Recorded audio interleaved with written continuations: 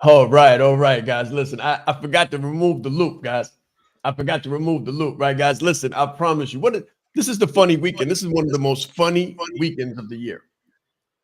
This is one of the most funny weekends of the year. So we just had the extra caloric day, right? We just had the extra calorie day. Right. So everybody eating, everybody's still like kind of food drunk. And then yesterday was Black Friday. Right. So they food drunk and they shopping drunk, right? So we got to give them a little bit of time. We got to give them a little bit of time to adjust. How's everybody else doing though? What's the energy in the room? How are the people on the call? How you feeling, Bobby? I'm feeling phenomenal. You guys know what I do every Saturday morning, so I got it in. And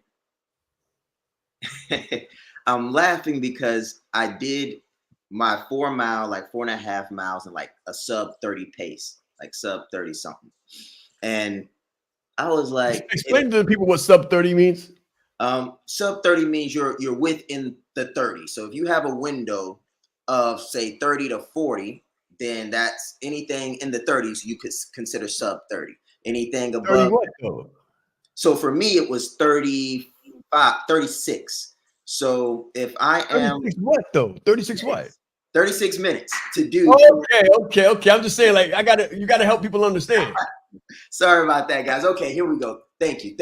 So if you're running, you can run obviously so fast. So if you want to count yourself in minutes, depending on how long you're running, you might count yourself in hours. So for me, I'm running less than 10 miles. So I'm going to count myself in minutes. So what I'm doing is I'm trying to see what's a good 5 hour or 5 mile pace, 10 mile pace, 13 mile pace. So for me, a 10-minute pace is pretty good.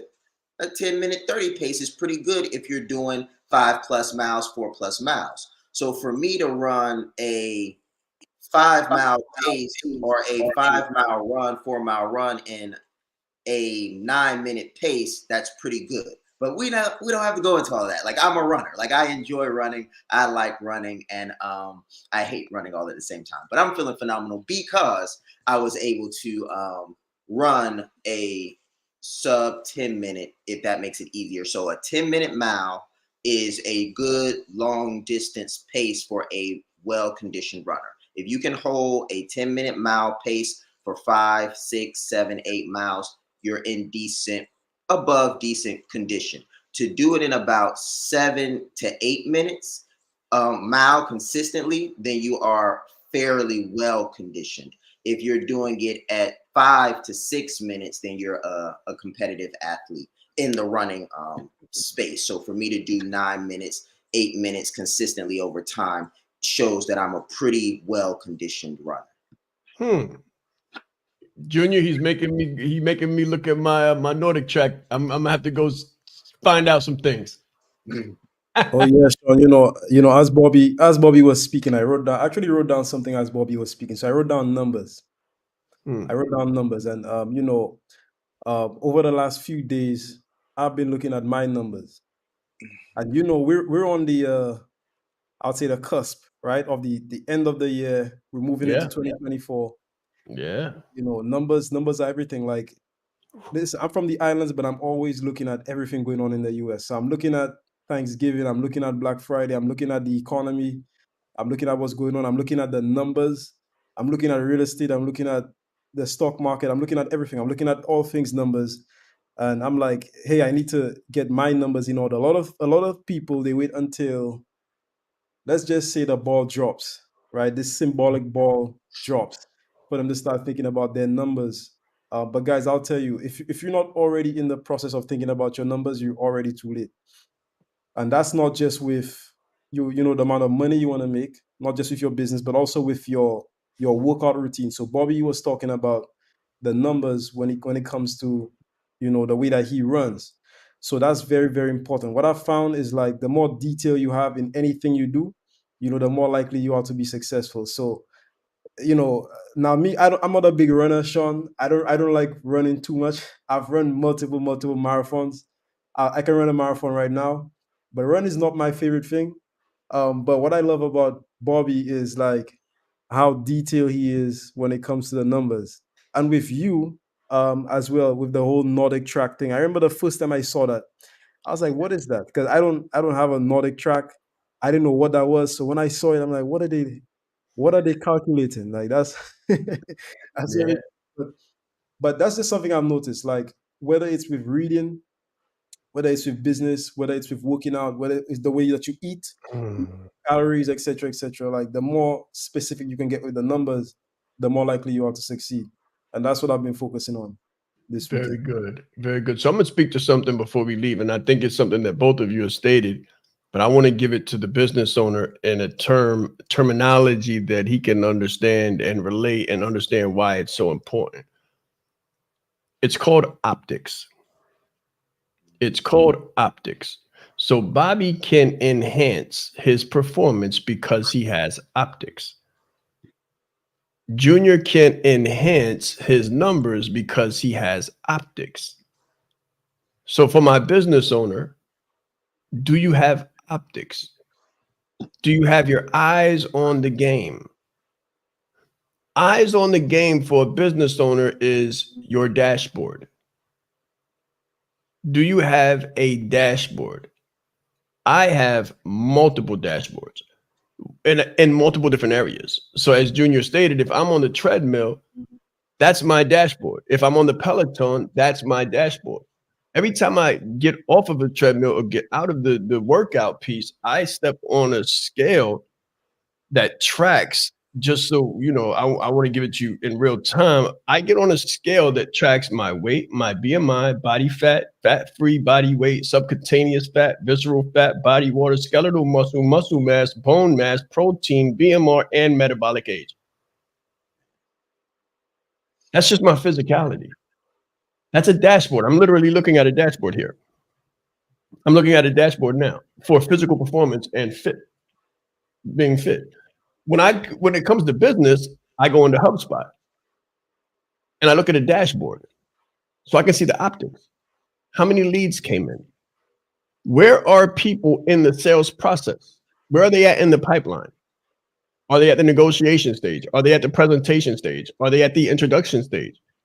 Are they at the closed one stage? Was the closed one? Are they at the onboard stage? I have optics. You have to have optics in everything that you do because whatever you measure matters. Measure What Matters, a phenomenal book called Measure What Matters, where it talks about KPIs. I think it's Jim or John Doerr, Doerr, where he talks about measure what matters. Your KPIs, your key performance indicators. What you measure matters, and you can improve metrics that you measure. But if you don't measure the metrics, if you don't even know your numbers, if you don't even know what I mean by numbers, then you're in the same place this year. And no, you're not. I'm sorry. That's I was about to make an erroneous statement. If you don't know your numbers, you're in a worse predicament right now than you were this time last year. That's a fact. So we think if I stay at 190 weight, or if I stay at $190,000, I'm safe. No, you're not. Next year, $190,000 is going to be worth $150,000 this year because the price of everything else will go up. So if you think you're just staying stable and you're what they call maintaining, you're actually receding like a hairline. You're out of here. As a matter of fact, you're in trouble. I'm going to show you guys something new. Let's grow. I tell people all the time, I say coaching is a future-focused, goal and action-oriented process. Emphasis on action and emphasis on process. We're going to show you how to not just coach like a leader, but to create your organization with a coaching culture. And then create your community of high-level clients who need and respect your ability to coach them on a high level. So again, this is not consultation. Consultation is being the expert. You do not have to be the expert in a vertical to be a coach in that vertical. What you do have to do is ask open-ended questions. What you do have to do is have active listening. Listen, when you get done with this course, you're going to be a master coach, a master executive coach. You can use this in whatever vertical you want to. If you want to do life coaching, this will help you. If you want to coach clients, coach teachers, coach students, this will help you. If you want to be an evidence-based executive coach and only work with professionals, that's what this program is going to allow you to do. But it's also going to help you to add a 0 to the back of your number, because you will know what you're doing. This is not hype. This is not motivation. This is evidence-based. This is factual-based, data-based, driven by science, and exalted by performance. In brand clarity, exactly what you're going to get is what it sounds like. Clarity for your brand. What is your color? What is your logo? What is your unique value proposition? Who are you speaking to? Why? How should you speak to them? How should I position myself? That's what you're going to learn in brand clarity. You need other people to have the same clarity on your brand that you do. But this is the gap. If you don't have clarity on your brand, then no one else is going to have clarity on your brand either. It's like messaging. Your message sounds clear to you, but is your end user receiving the value that you're trying to provide? I guarantee you that after you go through brand clarity, they will, and so will you. And that's how you'll scale your brand. It's very important that you know yourself to the highest degree possible, because it's through knowing ourselves that we're able to know other people. You are the most important person in the room, and the better that you know yourself, the better that you're able to communicate to others. So you're not only playing the game knowing who you are, but you're also playing the game knowing who everyone else is, so that you're not playing blind. He's extremely engaging with people. He has a fantastic smile, and he's just a very high energy person. This is called leadership development. So we have to be independently knowledgeable and considerate to know who we are, so we can more effectively know who other people are. As the leader, it's your responsibility to allocate resources in the right places. If you don't know how to communicate effectively, you're losing the battle. All right, guys. So before we jump into this, let me just clear that up. I said KPIs, I meant OKRs. So legendary venture capitalist John Doerr reveals how the goal-setting system of objectives and key results, OKRs, has helped tech giants from Intel to Google achieve explosive growth, and how it can help any organization thrive. The name of the book is Measure What Matters: How Google, Bono, and the Gates Foundation Rocked the World with OKRs. Objectives and key results. For that, you need a dashboard. That's right. So objectives and key results. I can remember us setting those a very, very long time ago, right? So Yes, very long time ago. A year or two. I don't even know how long ago, but guys, this is something that you need to have, like, needless to say, like OKRs. And as you're reading that, Sean, I was reading this morning. So I think I told you I was reading the book Principles. So this morning I'm reading, and Ray Dalio is talking about well, not really struggles, but just the similarities and the differences between moving from, let's say, a firm with 1 to 60 people, and then going from 60 to a couple hundred, then a couple hundred to 1.5. He says it's very similar. But what I found interesting was when he spoke about sort of the dissemination of information, and also helping people to make decisions.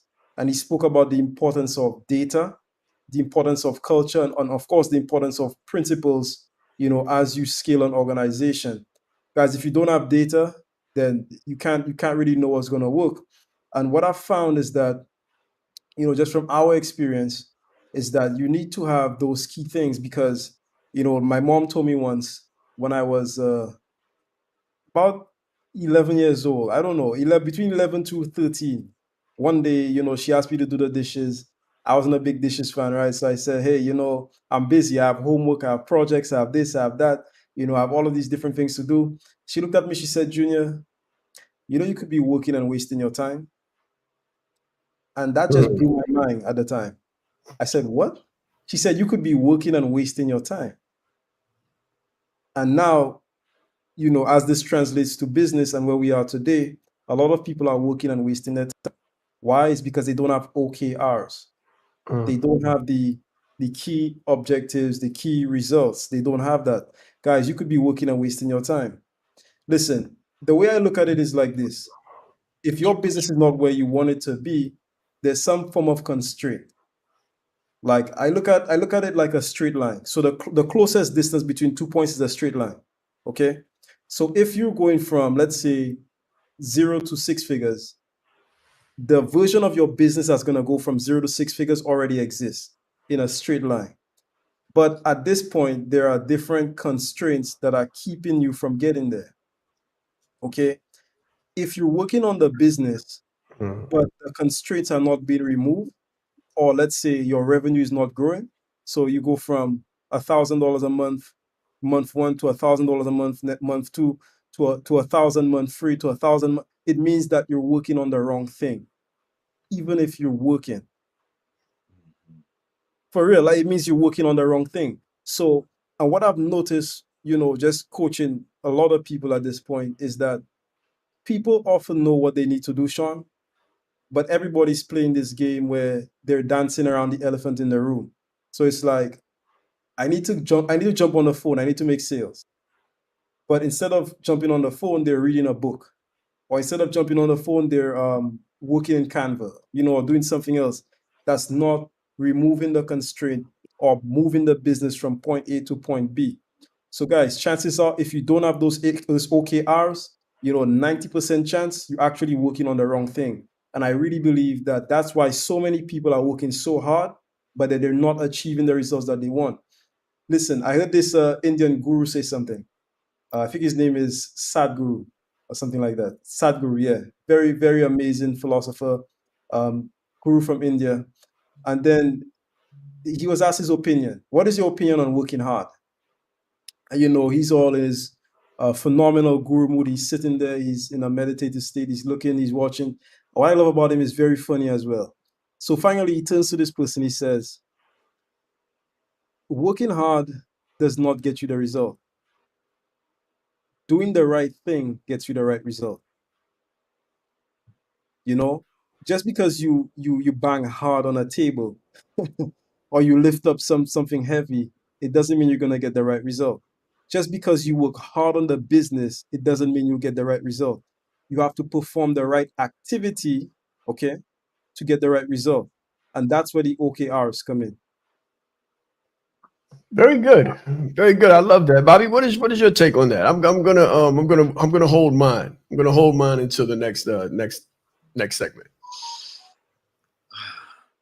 A few things came to my mind, honestly, like as I was listening and I'm thinking back to my time in the Marine Corps, and I'm just thinking about standards. That's what came to my mind. Standards of execution. So in the Marines, we have what we call body weight composition standards. We have Marine Corps grooming standards. We have physical fitness standards, and we have all these other standards. And the standard has levels to it. So you can be what we call first class, second class, or third class. And if you are third class, you're bottom of the barrel. You're like disgusting. But what's really, really interesting is that bottom of the barrel disgusting Marine is likely going to crush any civilian. That's an average civilian. But there are some civilians out there that can hang, but only on a certain level, because you put 150 pounds on somebody's back, a rifle on their chest, a Kevlar on their head, and tell them to be just as athletic. So that's a different combination of muscles and mental. So you just got to have that. So I say that to say this. I find that if you don't have the right OKRs, you can't create the right culture. And culture in this sense is like magnetic. It's magnetizing. And I don't want to go too far off base, but I've been doing a lot of research lately on habits. So habits have this very interesting controlling power. Like they're almost like inertia. Once you get a habit going, it can take on its own identity. It forms you into something almost like venom. It's like if you get a habit of going to the gym and hitting it with all your might, before you know it, you will be pulled to the gym. lifting up weights that you didn't even know you wanted to lift that morning because the habit has consumed you. And that's what the Marine Corps understood. So what the Marine Corps did was it said, okay, we're about to take these stragglers, these nasty civilians off the streets, throw them into this 90-day time travel chamber, because that's really what it is. You like time travel into becoming a Marine. And I think the way they get this done and how you can tie this to your business is they know what to measure. They know what to measure. They measure how much we eat. They measure how much we sleep. They measure what time we wake up. Our circadian rhythm is perfect. It's impeccable. They measure how much we read. They measure how much water we drink. They measure when we go to lunch. They measure when we get back. They measure how much time we have to think. I'm not joking. Like, you get Sunday and they call it box time, where you can actually sit on your rack and think. Other than that, like, outside of that time, you're thinking about how you're going to get to the next step, how you're going to finish the next rep. They're on your muffin top 24 hours a day for 90 days straight. So no wonder we come out. So that's what I took away from it. It was just really like, if you want to get some extremely remarkable results, identify what OKRs matter, and then get really, really disciplined about holding yourself to that standard. And I think that the standard creates this magnetizing energy that really helps shape people quickly. I've got something to say to that. I really, really got something to say to that, but I'm looking and I'm thinking, because I think I put in a video that actually speaks to it. I think I put in a video that actually speaks to it, but I may not have. So give me a moment. This is one of those real moments. Like, this is one of those real talk moments. I'm looking for something right now because I know I have it. I know I have it. Give me 1 second. As a matter of fact, we'll be right back. I'm going to find this video. Let's grow. We'll be right back. I said Sean Ra'is. I'm proud. Sean Ra'is. Leadership is not the brand they made for us. Listen, he brought fire, heat. He didn't hold back. 20 years down the line, what I could sell, why not serve first? Service over salary. Branding like a leader closes the gap for people who want branding. Speaking like a leader closes the gap for people who are nervous about speaking. If Steve Jobs would have speculated, we wouldn't have Apple. He changed lives. He helped people open up their business and start their business. We are the brand. Some people say, Sean, should I quit my job? Mentally, yes. As a speaker too, to be able to learn from him and watch him and you know, game respects game. And I want to have that much game someday. The right client, pay $500,000 for what you do. You have to be bold in your beliefs. He has been an amazing asset to this event and a pleasure to work with. Very captivating, collaborative, worked very well with the audience. I want to help you. Put a 0 behind your number, right? The session was great. How he is online, virtually, he is even more phenomenal in person. Be the face of change that you want to see. Stop asking questions and start giving demands. The entire team has just been absolutely incredible. They are a joy to work with. They go above and beyond. Give yourself a round of applause. Yes. All right, so I know my team is like, what's going on, Sean? What are you doing, Sean? You played more videos than one, Sean. Okay, great. So watch this. I found the video. Listen, guys, when it comes to OKRs, like Bobby just said, you don't need to know what works. You really don't. Bobby didn't know what worked when he went to the military. He just came out of Marine. You don't need to know what works when you come work with the Sean Ra'is brand. You just turn up a brand. You just turn out a brand. We know the OKRs. I know the OKRs. We did the 450 in less than 90 days. I know the OKRs. We did the seven figures in less than like 2 years, guys. We know the OKRs. You don't have to know. People always tell me, Sean, figure it out. Tell me what day 1 looks like. Tell me what day 2 looks like. How does it really look? What does it look like on the inside? You know what it's going to look like? H on E. H on E. It's going to look like HE $ on Earth. You're not going to understand what's going on. You're going to be overwhelmed. You're going to be frustrated. You're going to be uncomfortable. But then you're going to turn around and make 400% revenue growth.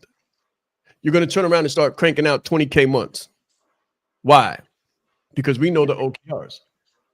We know what matters. We know how to measure what matters. All you have to do is trust the process. Watch this. Custom Model used to spit out numbers, and Mike Tyson would throw a combination and always knock out his enemy. When Mike Tyson lost Custom Model, he lost the title.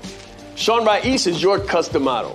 You're Tyson. What I'm going to give you is a marketing system that's going to knock your competition out. So the 501 marketing system is a combination: jab, jab, jab, uppercut, hook.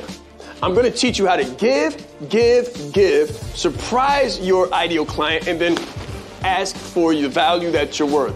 And you're going to get it every single time. I'm going to teach you how to communicate in a crowded space in your client's language that's going to slice through the noise in the market and touch their inner souls and make them open their wallets.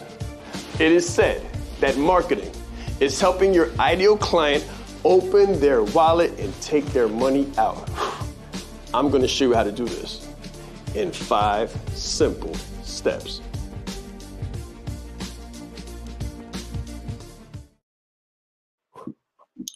Guys, listen. You don't need to know the OKRs. You learn the OKRs in a process. I was speaking to Bobby the other day, and I told him, I said, listen, what you're going through right now reminds me of a practicum. I remember what a practicum was. So a practicum is where you study under a scholar. You study under a scholar. It's like the most intensive internship that you can possibly imagine. So I, as a student, paid for this. There's the college tuition, and then there's paying for a practicum. So most people would say, oh my God, this sounds like an additional cost. What is this additional cost? What is this upsell? Sean, you're trying to sell me. Pay attention. I'm in college paying an extremely exorbitant high number just to be in this college. And then I get the offer. There's an opportunity for a practicum where you get to study under an industrial and organizational psychologist as they do an organizational diagnosis and prescription, assessment, diagnosis, and prescription. It's 90 days. So I'm going to lose money on my job because I'm not working on my job, and I have to pay money to go. And I have to travel and be away from my family. And I said, you know what? I'm going to do it.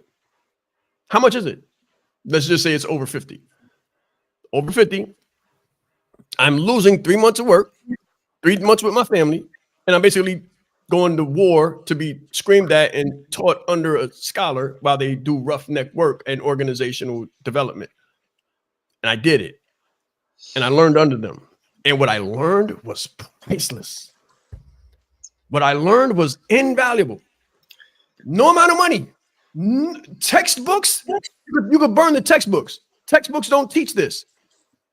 You probably have had situations where you study for, let's say you got a master's degree, so you study for 6 years and then you get on the job and they tell you to forget everything you learned in school. This was one of those situations.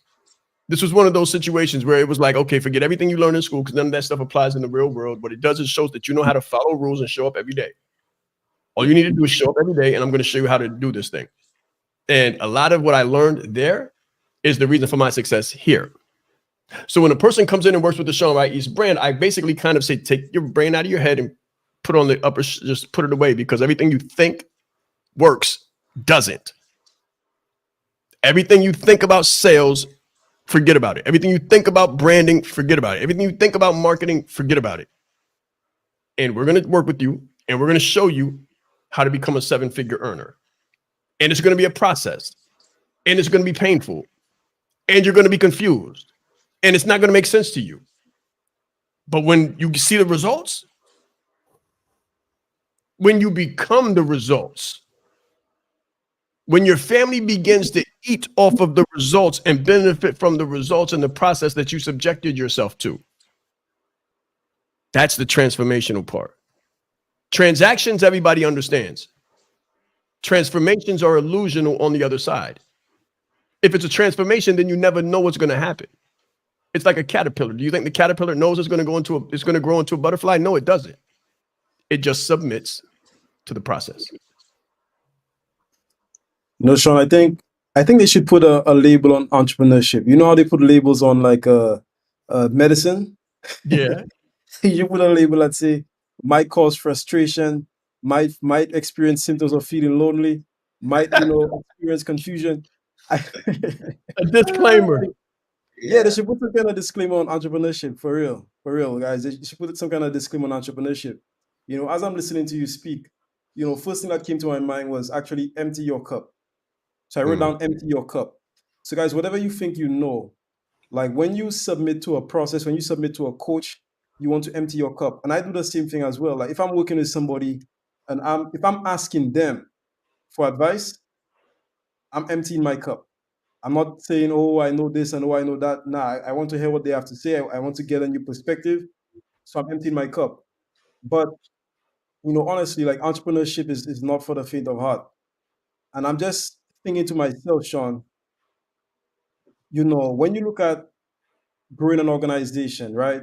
Most successful people, the path that I've noticed just from studying a lot of people that have built, 8-figure companies, 9-figure companies, they went from following a certain path or a certain sequence. So, for example, you have people starting off in sales.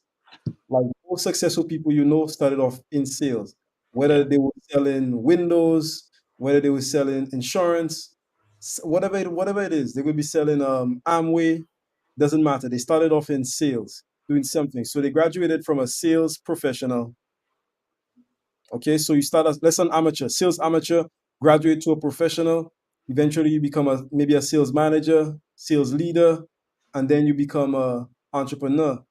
But where I'm going with this is that they have the skill. There's a series of graduating of different skills. Now, when you look at the average person coming into entrepreneurship, if you're coming straight from a 9 to 5, okay, if you never had those experiences working in sales or working at a job where you were in sales, in marketing, like it's very difficult, right, to imagine the average person being able to scale and grow an organization. Even if you gave them the leads, what would they do with it? I remember one time we had this challenge and some said, hey, Junior, I want more leads. I want more leads. I said, okay, you want more leads? Okay, cool.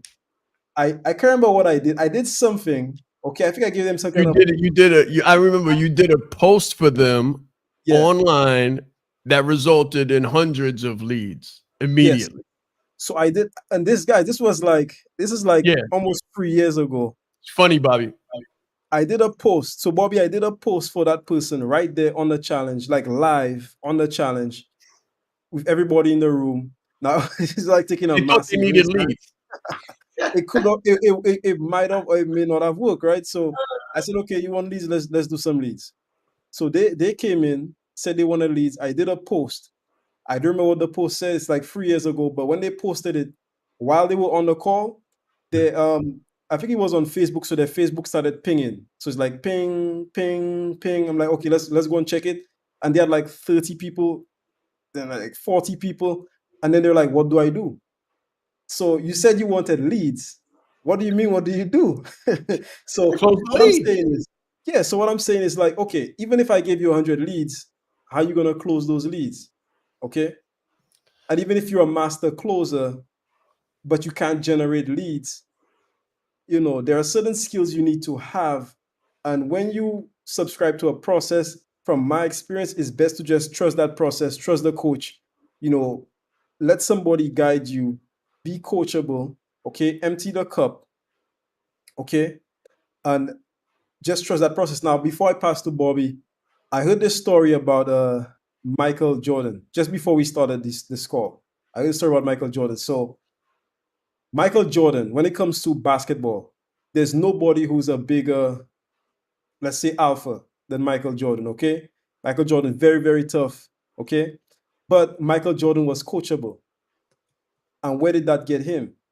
It got him like 6 or 7 championships, right? But then when you ask one of his coaches, I can't remember his name, but he coached Michael Jordan during the Olympics. They asked him, who is the smartest basketballer you know? And he mentioned another name, okay? It was not Michael Jordan. So then they said, This guy, he's the smartest basketballer you know? Yes. He said, yes, he's the smartest basketballer I know because you can't teach him anything. He's the smartest basketballer I know because you can't teach him anything. And what did that guy do? He went off to play in England or, some other place. But basically, his career was not like Michael Jordan. Let's just put it that way. Nobody remembers him because he was very smart. Okay? So he didn't empty his cup, but Michael Jordan did, even if he was Michael Jordan. So that says a lot, guys. So if you're coming into anything, whatever it is that you want to do, trust the process, subscribe to the coach's methods, and just trust it. Just trust it. Yeah. As we talk through this and we think about different things concerning the entrepreneurial process and just developing, I'm looking, at the comments and just seeing who's here with us because we've created a wonderful environment. And I can say it looks a little dry today. I think a lot of people are still in their Thanksgiving comas. They're eating comas, so they call them. And when you see this, I want to leave something for you. I want to leave something for you because I remember what that was like. And as we talk about the process, tedium comes to mind. Tedium. And that just means tedious work. And one thing that I learned in the Marine Corps is the stuff we hate is what it takes. That's what I learned. The stuff that's the ugliness is what it takes. So I'm going to give you guys, I'll try to give you like 5 or 10 things, super small, extremely tedious things that I hated about the Marine Corps, but they made me the Marine 100%. And this is off the dome. I've never curated this list before. First thing that comes to mind is socks. Socks had to be coyote brown, period. They couldn't be black, they couldn't be white, they couldn't be green, they couldn't be anything but coyote brown. And if they weren't, God forbid, someone saw you from across the hallway, everybody in the middle was about to know that you're getting it. Small, the color of your socks. What does that have to do with combat? God is in the details. God is in the details. And the reason I said this one, number one, was because I remember a sergeant major, this is the highest rank in the enlisted side, really loved me, really fond of me, really mentored me a lot. We were having a meeting. I was sitting crisscross, or like a gentleman sits, leg across with my boot across my knee. And I had on black socks that day. I had on black socks, guys. Now, as a staff NCO, I'm up there. I'm not a junior Marine. I'm not a non-commissioned officer. I'm a staff non-commissioned officer. And I'm in the room with a bunch of staff non-commissioned officers. And the sergeant major said to me, he said, "You work hard, Bobby." Or Staff Sergeant Jackson. You crush it. And the leadership that you provide to these Marines is exemplary. But there is brilliance in the basics. And the next time I see you in those boots wearing the uniform that our brothers and sisters died to maintain, I do expect to see coyote brown socks. Good to go? Sergeant Major. And that's the culture. That's the culture. So, brown socks, number one. I'm not going to give an example for all the other ones, but another small thing that I just didn't care for. Haircuts. Every week, your fade needed to be 0 to 3, gradually faded. If you had more than 3 inches of hair on the top of your head that was not thin, so you could have coarse hair. If you had coarse hair, you had 3 inches. If you had fine hair, you had 3 inches pulled up. And it better be 3 inches or less. Gradually faded. If it was not gradually faded, I can't see 3 layers of fade, you finna get it. Period. You finna get it. I can see you. Hey, Marine, who cut your hair? Get over here. So you think it's sweet, huh? You just think we out here playing games, huh? Well, how about you do this? How about you go get your hair cut, bring your nasty self back in here, and you're going to run until I get tired of seeing you run. Good to go. Now run. Now that's old core. We don't do that anymore, but that's the core I came up with. So that's number one, haircuts.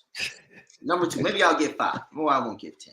But I really want you guys to hear, like, the things that you're not doing, the things we hate is what it takes. So for me, this was a personal one. Swim crawl. I hated swimming with a passion. I don't swim. You almost died. You almost died out there, didn't you? Every time. I felt like every time. Didn't you pass out before? Didn't you drown? Yeah. Had to bring me back out.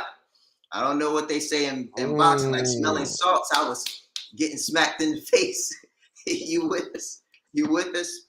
So for me, I'll always remember, this is tedium, guys, the tedious stuff. Like the boots. No one sees your socks. Like, no one sees your socks.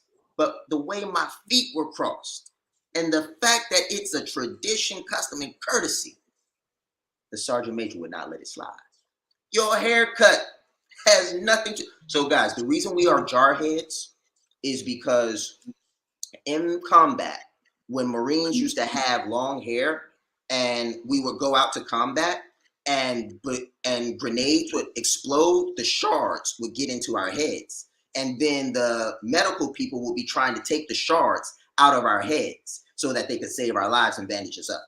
That's the reason we have 0 to 3 fades as Marine men, because get to the shards faster and pull them out from the grenades. Come on. So they trying to save your life and you mad. And you're mad. But it's an old culture. Like, ain't nobody throwing grenades at you these days, but it's the culture. It's the culture. And it was like, that's what we do. That's who we are. 250 years of culture. And they will not change it. So that's that one. Swimming. And I know we're due for a break, so I'm gonna speed these last 2 up. Swimming, hang 10 toes. I'll never forget it. So hang 10 toes means two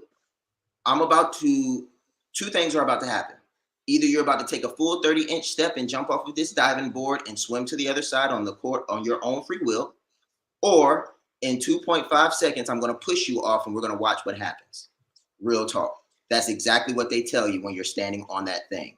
You're standing on the diving board, 10 feet in the air, and they say, all right, Marine, you've got 2 options. You can take a full 30-inch step, cross your arms, impact the water, and swim across, or you will be pushed. And if you do not make it, they will pull you out and bring you over to the side. Do you understand? I understand. Yes. Then they say, hang 10 toes. That's when you hang all 10 of your toes over the diving board and stand by to either take a 30-inch step or get a thrush out of this world as you flip into the water. So that's something I hated, but I never got pushed. But I fell a few times, and like when you fall and you don't fall right, and you hit that water. Oh my gosh, it's terrible.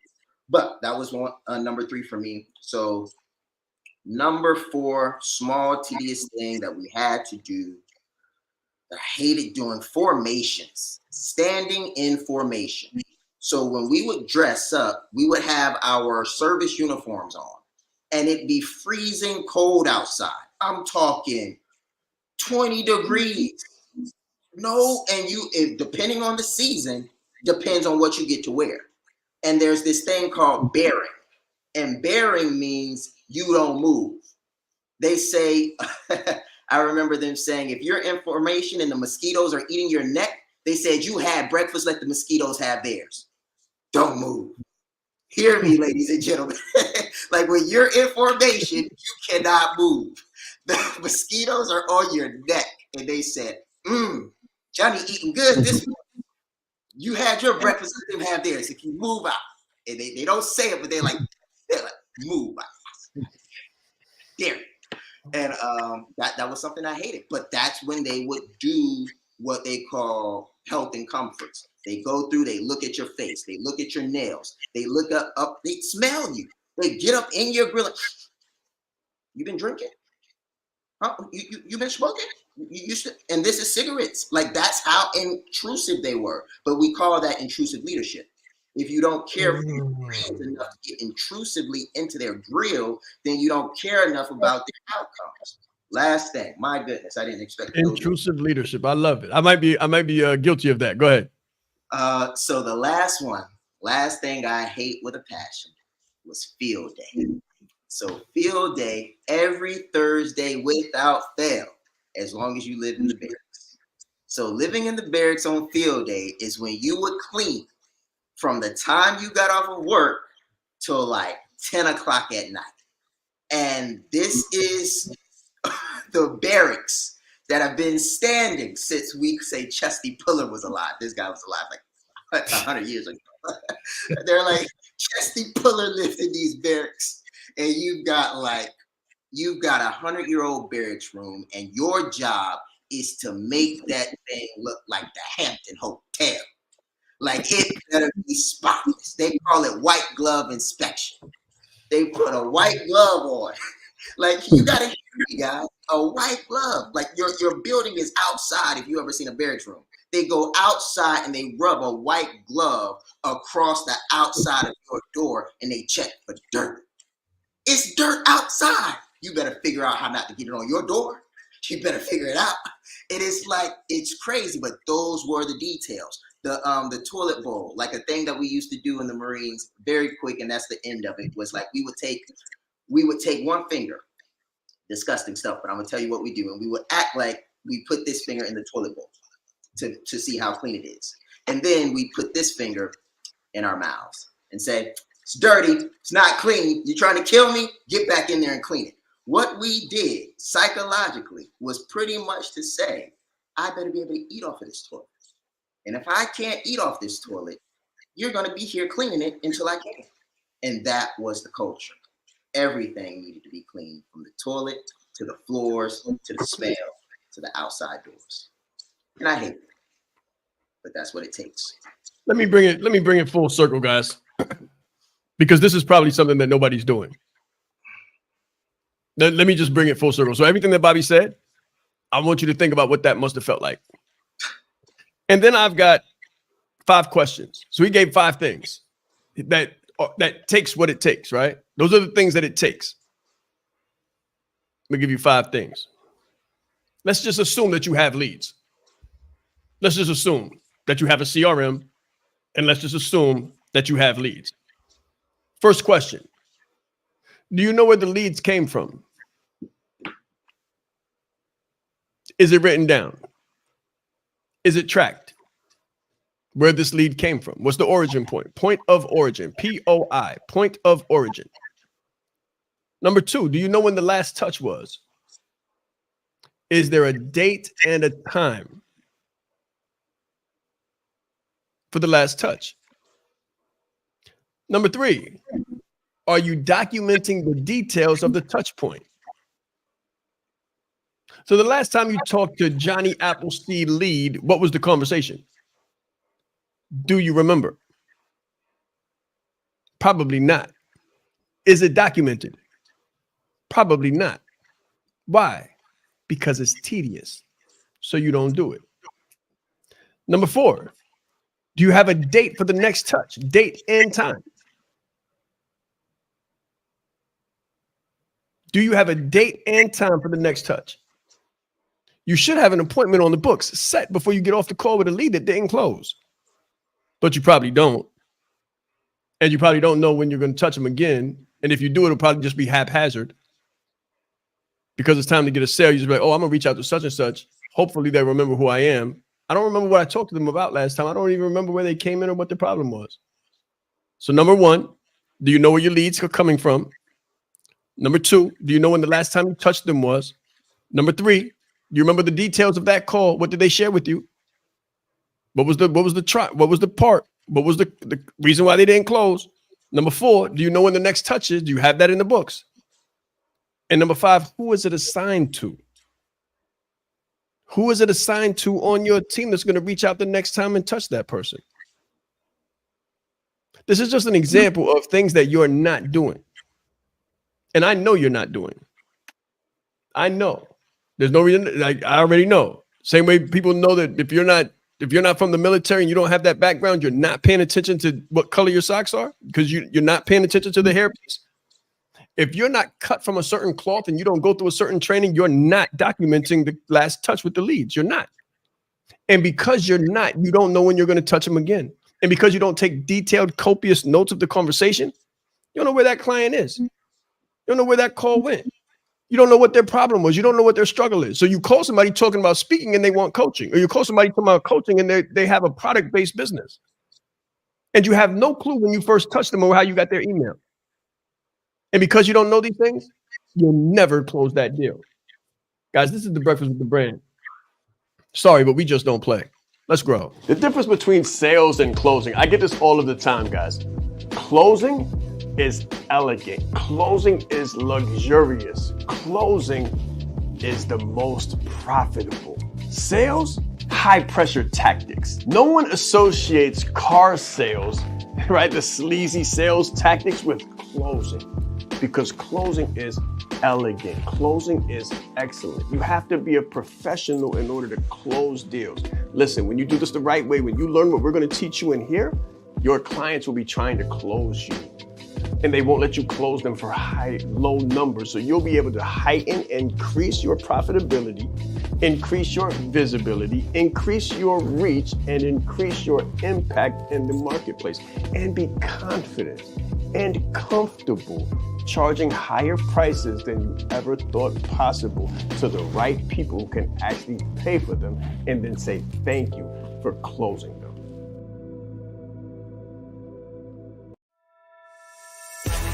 Business is like a game of chess. It's not checkers. If you don't know how to lead with a personal brand, then you're losing the battle. Everything about Sean's talk was fantastic. I mean, I got so much from it. So he was really bringing fire and passion and love and spirit to let everybody else know how do you become a leader amongst the leaders. You hold the key in your hand. There is more power in this phone than there was that took the first man to the moon. His energy, his dynamic information, gave a really great presentation. I didn't ask for any money. I didn't have an offer. I had a heart to help people and meet them where they were at and find their need and fulfill it. Sean is the bomb.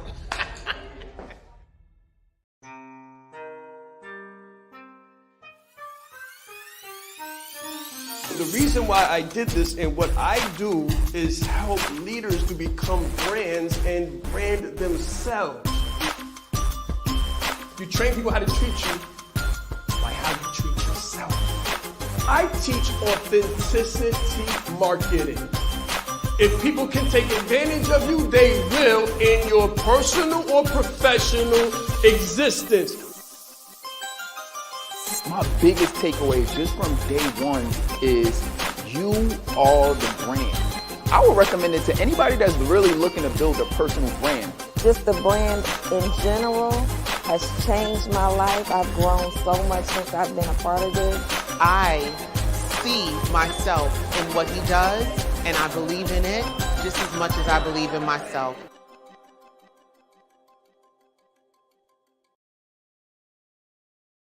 All right, guys. So listen, what we've been talking to you about this morning, the OKRs, the KPIs, the 5 details that people hate to do in the military, and the 5 things that you're not doing with your leads. What we've been talking about is a system.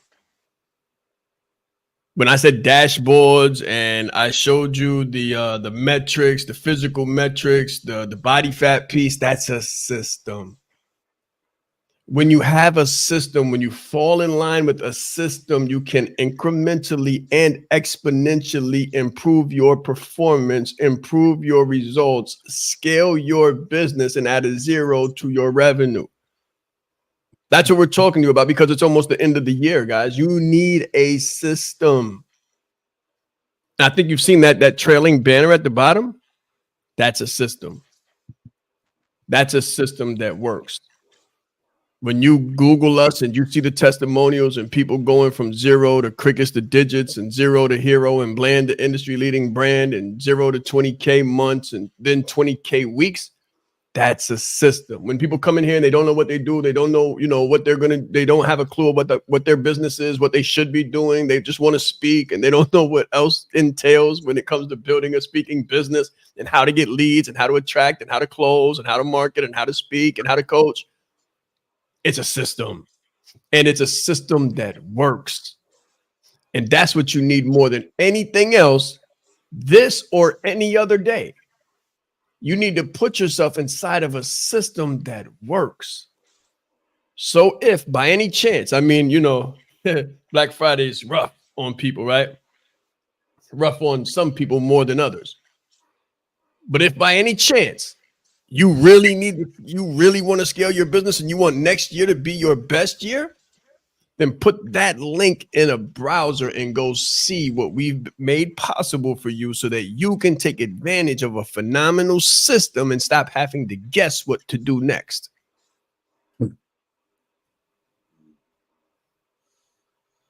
Top three takeaways, Sean. As we get ready to sort of round up the broadcast. I would say my top three takeaways would be: number one, measure what matters. So when we talk about OKRs, you want to measure what matters. So there are a lot of stuff that we do that it just don't matter, right? It just doesn't matter because it doesn't actually, move lead the to any needle. result. Yeah, it doesn't move the needle. So it doesn't matter. So I'll say measure what matters. Number one.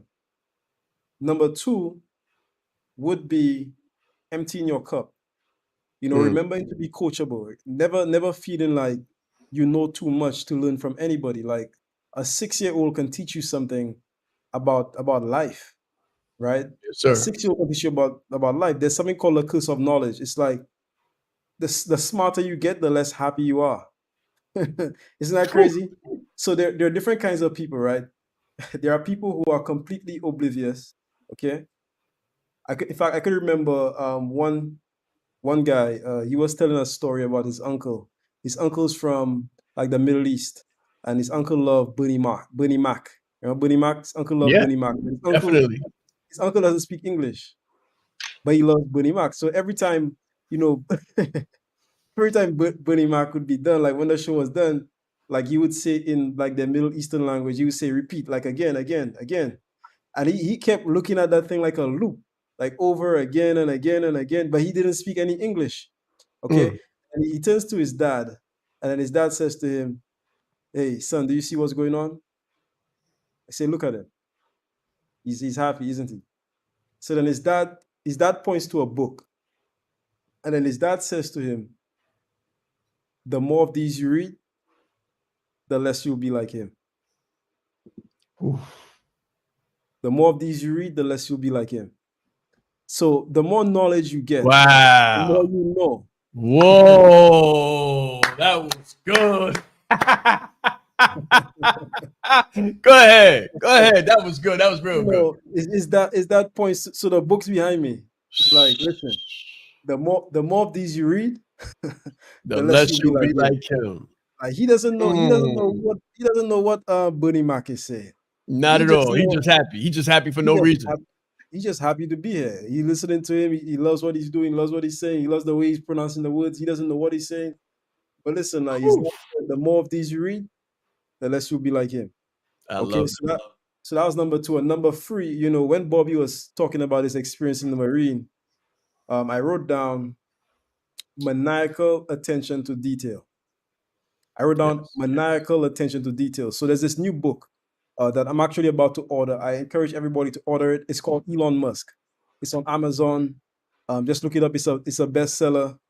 And this guy, the author of the book, he writes like biographies on like different people. So Elon Musk didn't write the book. Somebody wrote a book about Elon Musk.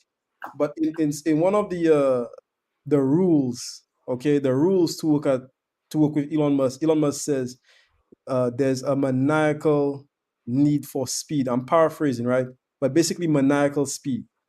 Like Elon Musk wants to get everything done as quickly as possible, basically. Yesterday. So I wrote down maniacal attention to detail. So when Bobby was talking about the color of the socks, and you know what's so interesting? While Bobby was talking, I'm just picturing like the Marines, I'm picturing them on the battlefield, and I'm picturing all of those little things. And I can imagine, let's say you're in combat, okay? And you've been seeing those things for so long, right, Bobby? I could imagine you being able to spot an enemy by those discrepancies. Like not having like that specific color socks, even if they come with a Marine uniform, but they don't have the socks. Or I can remember you telling a story about how the pants have to be fitted in a specific way. There's a special way that you go about putting the pants in the boots, and I don't remember what it's called, but I remember, yeah, blousing, right? So the specific way that you blouse the pants, and like the hair, like all of those details. I could imagine, this is the military. There's spies, there's all kind of stuff going on. I could imagine like you being able to tell or decipher between who's an enemy and who's somebody, like who's a friendly person, right? Based on those little differences. So I wrote down maniacal attention to detail, because listen, like you have to have that attention to detail. And what's so amazing is once you have this maniacal attention to detail, what will happen is your process will be smooth. So when you go to a McDonald's, there's a lot of systems, but you don't feel it. You don't feel systems. Nobody calls the systems guy until there's a problem. Nobody calls a system guy until there's a problem. If it's not working, you call the systems guy. But most of the times, when you're going through the process, if it's a smooth process, you don't even notice it. Okay. And that's because of maniacal attention to detail, being able to anticipate what your customers need, what they want, being able to anticipate that, but also to meet them there before they make it there. So people tell me all the time, hey, Junior, what am I going to do here? What am I going to do? I told her, listen, I guarantee you I've already anticipated all of the problems that you could encounter, and I've already had the answers for you. For real. Like when people, they go through our process, especially the brand launch, they're like, I'm worried about this. And I say, listen, like, I know the questions that you don't even know that you need to ask yet. So just take it easy, enjoy the process, and let's keep going. It's like a plane, right? When you get on a plane, you don't ask the pilot how we gonna fly this thing.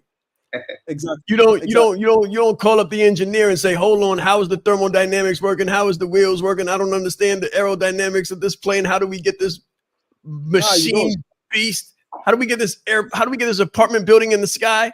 Nobody asks those things. They just enjoy the ride. They sit down, they buckle up, and they go to sleep. Exactly. And they wake up in Barbados. That's right. But there's a lot of detail. Oh, it's all systems. And if one of those systems. Oh, man. There's like the air temperature, the wind speed, the this, the that, the visibility. There's so much that goes into it. But the end result is it's just like normal life. Yeah. Just like regular life. That's the end result. That's the end result. One thing that you said made me think of the fact that you can't scale systemless. You can't scale systemless. The top 3 wants that people come to us with is, number 1, they want to make as much money as they want. They want to have as much indiscretionate time as they want. And they want to be able to do what they want to do with that time. But without a system, you can't do any of those things. You'll never have time because you can't hand it off. I can't replace myself with Bobby if I don't have a system for him to follow. Exactly. You can't reproduce the sale because you never documented the sale. So you don't know what you did. So you're walking into every sales call with nothing but the dope of hope. People are doped up on hope. Can I speak to that? Not to cut you, but there's something you just said that is very, very important. And I want to say that. So especially when it comes to sales, okay? So sometimes you could get somebody who's just lucky, okay? Like, okay, so let's say it's Sean as a closer, okay? He's good at what he does, but he doesn't follow the script. He gets lucky, he closes. Everybody's happy. The closer is getting, I would say, a false positive, false confirmation, of the wrong thing. It's like celebrating the wrong thing, because now somebody can't come from behind him and repeat the process. If that makes sense. So it's like, yeah, it's a positive, but it's a false positive. So that's why it's so important to have a system. Because just because Sean can close, if Sean doesn't have a system, it doesn't mean Bobby will close. Nope. You see what I'm saying? Just wanted to put that out there, Sean. And if I do it the wrong way, then I can't be free from the business because I can't replace myself with anybody. It's me or nothing. It's all me or nobody eats. Just imagine what that is. It's called slavery, guys. That's called slavery. So you got a business to be free, but if you don't do it the right way, it's called slavery, being chained to your business. Can't scale without a system. The system is right there. I don't even feel like there's anything left to say. Like it was all just like, if you don't have a system, what are you doing? What are you doing? And I remember that being me. Like, what are you doing, Bobby? Well, I guess I'm going with emotions. But if I had to, and guys, going with emotions does not work. Like you're in a riptide. Go with emotions if you want to. It doesn't work.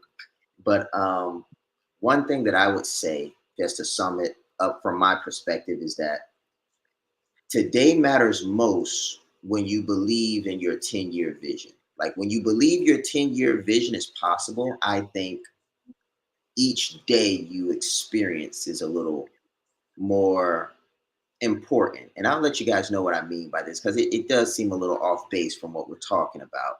But I think it's so important. So the systems doesn't matter if you don't plan to be somewhere in 5 or 10 years. Oof. Getting good at sales doesn't matter if you don't plan to be selling 5 years from now. Nothing matters more than things that you plan to do for extended periods of time.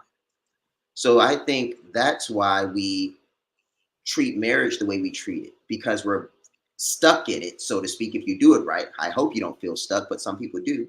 But if you do it right, you are committed to it for extended periods of time. So that means you want to get good at communication. You want to understand the nuances of your spouse's character and trauma, and you want to be involved in their healing journey so that you all can grow, heal together, and synergize. And I feel like a lot of people are suffering in business right now because they don't have a vision that spans beyond a 12-month vantage point. They're like, everybody, and I hear this all the time, they're like, I'm gonna be a millionaire this year. Well, what if it doesn't happen this year? Well, then I guess it's not gonna happen for you if you just keep going at it from a 1-year standpoint. Like if you say, I'm gonna be a millionaire this year, and it doesn't happen, and you don't document the process, and you don't implement the system, and you don't learn to sell, and you don't learn the competencies, every year you take that I'll be a millionaire this year approach, you'll find yourself not paying enough attention to the right things because you don't have it.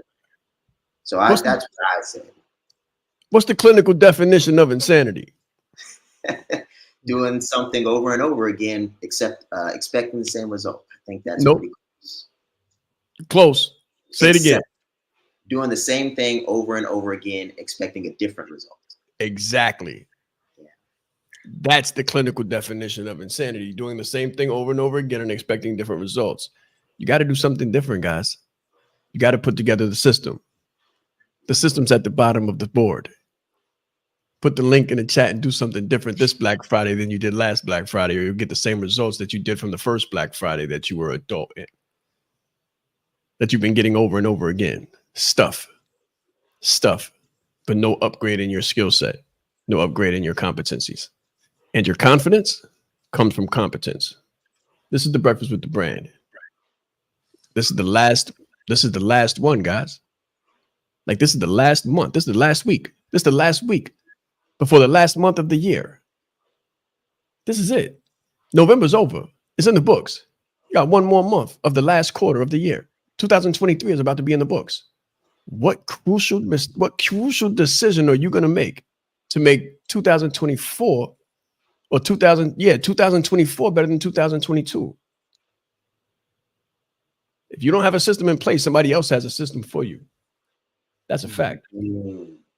Let's grow.